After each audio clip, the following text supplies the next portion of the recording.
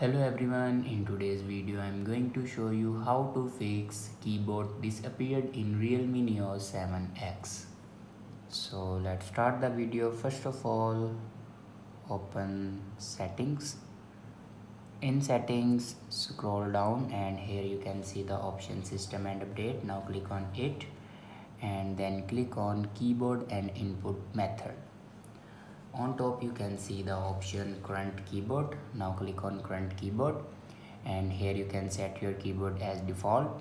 After that, go back and click on backup and reset. Now click on reset phone and here you can see the option reset all settings. Now click on reset all settings and here enter your password to reset your all settings. After reset all the settings, then go back to your home screen and restart your device. For restart your device, press and hold power button and then swipe up to restart your device. After doing these steps, your problem will be fixed. I hope this video is helpful for you. Thanks for watching.